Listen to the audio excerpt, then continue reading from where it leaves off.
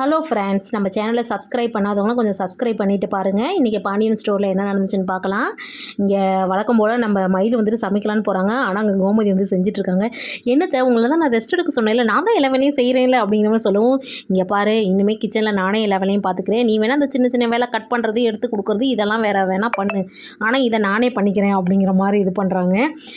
உடனே அப்படியே என்னடான்னு, இதெல்லாம் நீங்கள் ரெஸ்ட் எடுக்கலாம், நான் சொல்கிறத மட்டும் கேளும்போது அந்த இஞ்சி பூண்டை தட்டு நான் சொல்கிற வேலையை மட்டும் நீ செய்ய அப்படின்னு சொல்லுவோம். பக்கத்தில் ராஜி இருந்துட்டு அப்படியே பார்த்துட்ருக்காங்க.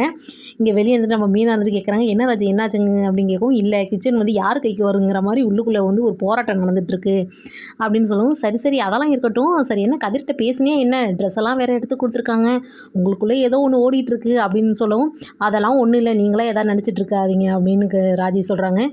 இல்லை இல்லை நீ என்ன தான் சொன்னாலும் சரி சரி கதிர் எப்போ வராருன்னு ஃபோன் பண்ணி கேட்டியா இல்லையா அப்படின்னு கேட்கவும், அதெல்லாம் இல்லைங்கும்போது நீ ஃபோன் பண்ணு அப்படின்னு சொல்லி ஃபோன் பண்ணி கொடுக்குறாங்க. நான் தான் ராஜி பேசுகிறேன், எப்போ வருவேன் அப்படின்னு கேட்கவும், வரப்போ வருவேன், எப்படியும் லேட்டாக தான் வருவேன் அப்படின்னு சொல்கிறாங்க. நீ வந்தீங்கன்னா எனக்கு வந்து ஒரு மிஸ்டு கால் கொடு, நான் வந்து கதவை திறந்து விடுறேன், லேட்டாக வந்தீங்கன்னா மாமா உன்னை திட்டுவார் அப்படின்னு சொல்கிறாங்க. பரவாயில்ல எப்போதும் நான் வாங்குற திட்டு தானே, எனக்காக நீ ஒன்றும் முழிச்சிட்டு இருக்க வேணாம், நீ பேசாமல் போய் தூங்கு அப்படின்னு சொல்கிறாங்க. அதெல்லாம் ஒரு பிரச்சனையும் இல்லை, நீ வந்தவனே எனக்கு சொல்லு அப்படின்னு சொல்கிறாங்க. என்னாச்சு அப்படின்னு மீனா கேட்குறாங்க. இல்லை இவன் ரொம்ப தான் பண்ணுறா அப்படிங்கவும், எப்படியோ உங்கள் 2 பேத்துக்குள்ளே காதல் ஆரம்பிச்சிருச்சு, ஆனால் நீ வெளியே சொல்ல மாட்டேங்கிற அப்படின்னு ஓட்டிகிட்டு இருக்காங்க.